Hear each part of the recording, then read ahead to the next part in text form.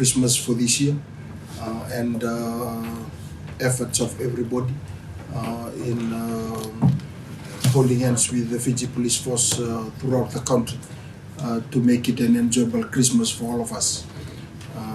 There was a series of incidents that were recorded so far, and along that line, I would also like to extend our appreciation for adhering to advisories that were issued during the cyclone Sarai.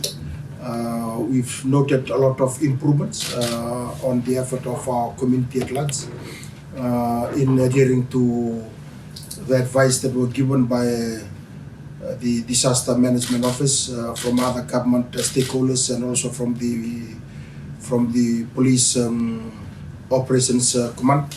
I would like to acknowledge the effort of all our communities in that regards. However, there were a few that we will be taking them in for questioning. This is in regards to non-adherence to the lawful advisories that were given.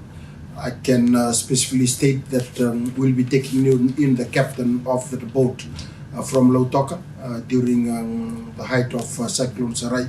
The intention must be there, but our issue here, the advisory was given earlier for people when it's still on the tropical disturbance, moving over, and then the advisory that it will be elevated to cyclone. That is the time that we do not want people to move around. Yet still people would like to take their own lives at risk, and it is a concern for us in that one. And also there's an incident up in upper Wainimala area where the driver would intended to cross a flooded river at that point in time. Our police officers will be getting these people in for interview. If there are elements of to prove that they disobeyed the lawful instruction, they'll be taken to task in regards to that. This is just to show how seriousness we are when issues are advisories are directed in for the safety of the people of Fiji. Having said that, overall the reactions from those that are living in low-lying areas and those that are that adhere to the advisories that were given, we would like to acknowledge that. On the other side of it, we are getting up to New Year, and as usual, the full deployment of the Fiji Police Operations will be seen today. You will be noting that there will be static roadblocks, snap roadblocks, and also the movement of our highway vehicles and traffic vehicles on the main highways, and also the deployment of our personnel to towns and cities. This is all our effort in our end state for us to enjoy the end of the year, and also to have an incident-free as we draw the curtain of 2019 and then welcome 2020. So all our personnel will be on deck, hands on deck as of now.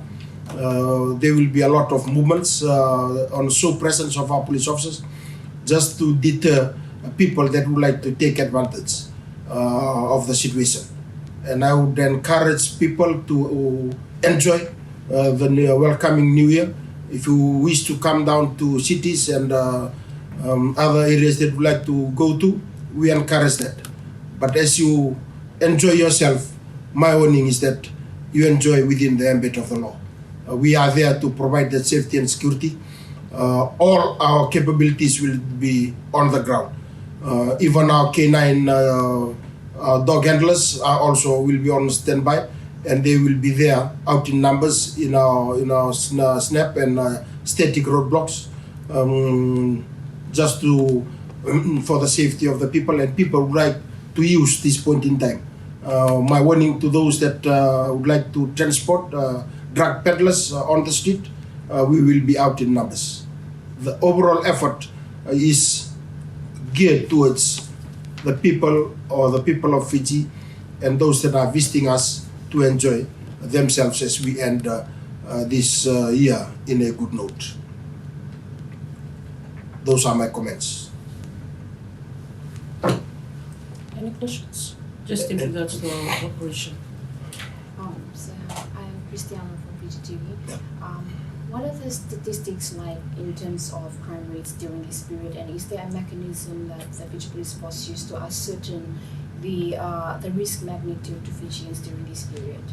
Yes, at point in time, I would like to comment that we after especially for us after the festive season, after the end of January, and then we will get a confirmed stat. But from the daily reportings that we have, there seems to be, especially in the West, there's a decline in the reports that have been received. When you compare from last year, this festive season, and up until now, almost half drop in reports that were received. And that seems to be all in the divisions. There are improvements in terms of the crimes that have been reported during this period.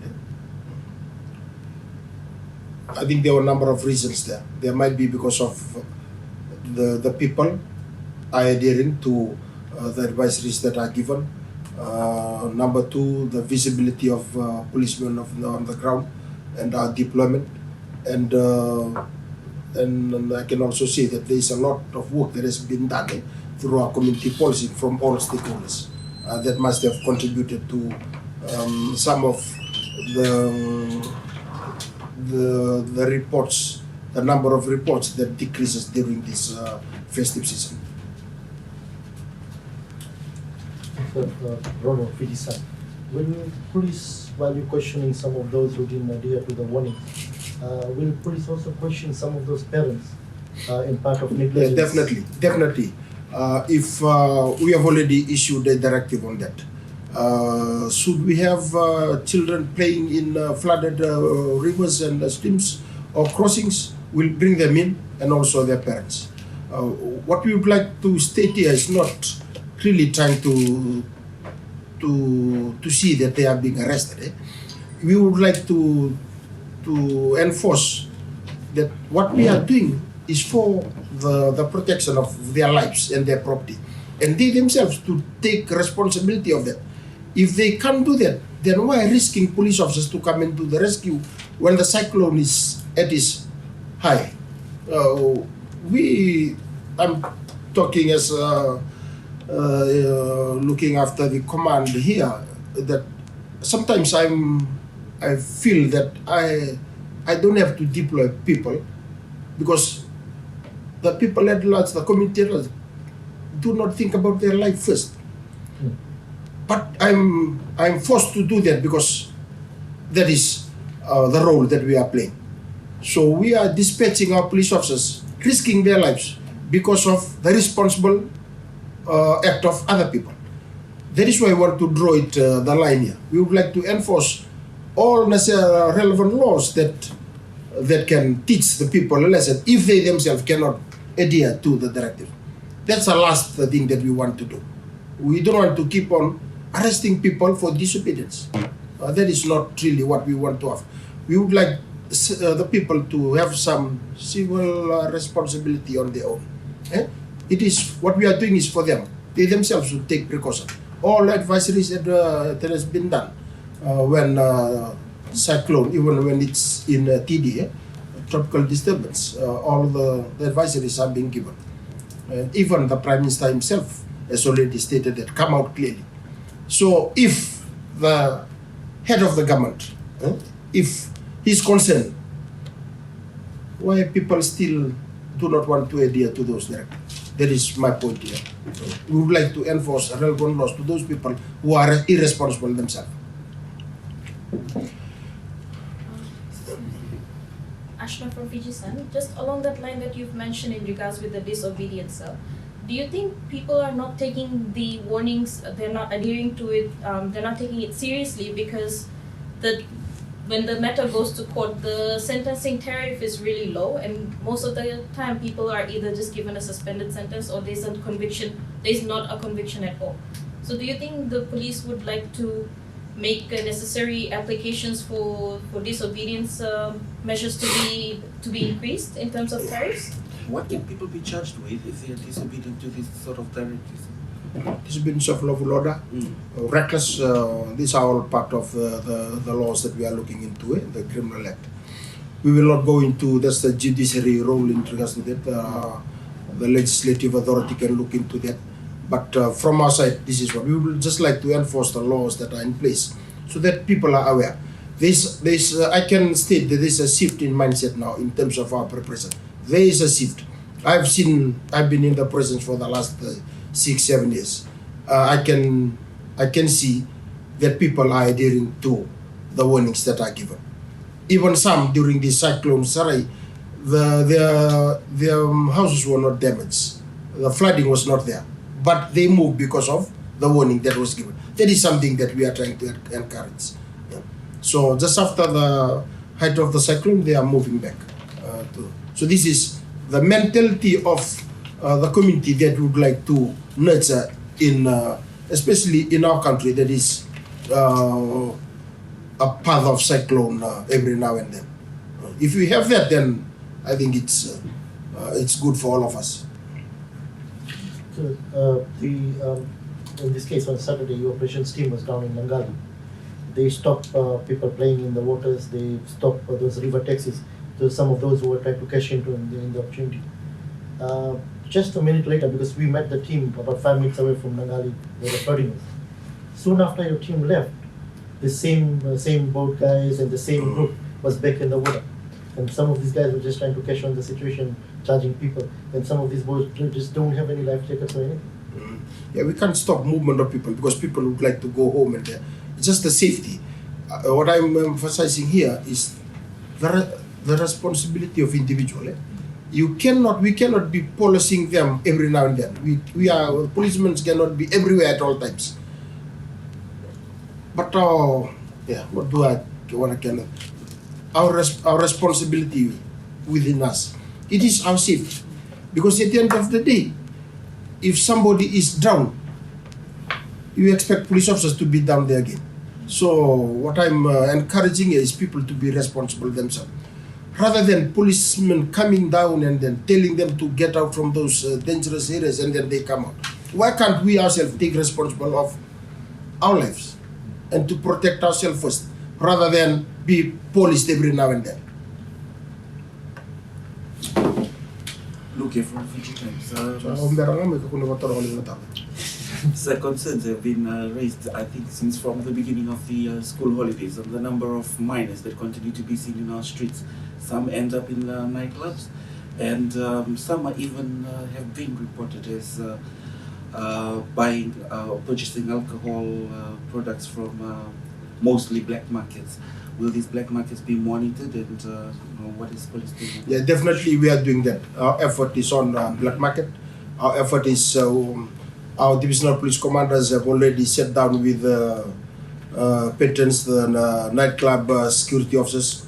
They are all aware of that, and they have pledged their support towards us. Comes in again is the parental role. People that have the parents and the guardians should look after their children at this point in time. We are trying our best, but we can only do much. The rest of those things are the responsibility of the parents and the guardians to look after. Are there any extension of club opening hours still? There's no extension except those that in a special zone. That will continue. So, Rashika Sekha, were there any crimes reported in evacuation centers? What's that? Were there any crimes reported in evacuation centers? So far, we didn't receive any complaints in regards to that. Most of our evacuation centers, after the briefing this morning from the police side, they've already moving back to their houses, residence. So, but we are continuing to deploy our personnel in evacuation centers where evacuees are still there. We still need to monitor that place. So, another question. During this period, there's a lot of traffic infringement, especially drivers caught driving drunk. What operation strategies do you have?